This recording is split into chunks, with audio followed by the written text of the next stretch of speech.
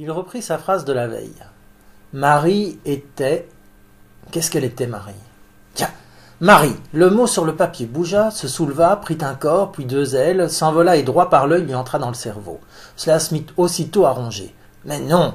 Que les mots la nuit fissent des grimaces, il le savait, mais en plein jour, les mots ne prennent pas d'ailes, les mots sont des signes, les mots ne deviennent pas des mouches qui entrent par un œil pour vous ronger le cerveau.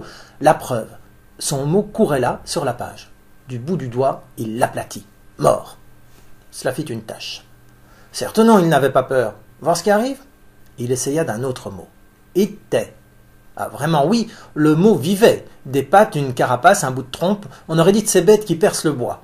Elle grimpa le long du porte-plume, puis droit par l'œil lui bondit dans le cerveau.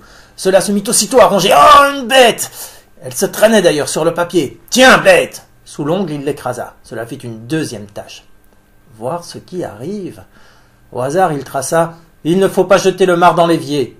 Cela grouillait. Ce n'étaient pas des vers, puisqu'ils agitaient des pinces et aussi des pattes comme des homards, mais ils avaient un corps de vers. Il eut tout juste le temps. Il abattit le poing. Tenez, vers! Oh, quelle bouillie! Sa page en fut souillée. Le singulier roman qu'il écrivait là. Il pensa, je vais montrer mon ouvrage à Germaine. Pam, pam, pam. Beethoven resta une main en l'air. Elle regarda, elle dit, eh bien, c'est à cela que tu travailles? Des pâtés d'encre. Où voyait-elle des pâtés d'encre? Il expliqua. C'est du jus de mots. Elle fit. Évidemment, l'encre, c'est du jus de mots. Pauvre Germaine, elle était guérie. Quand même, il restait quelque chose. Il précisa.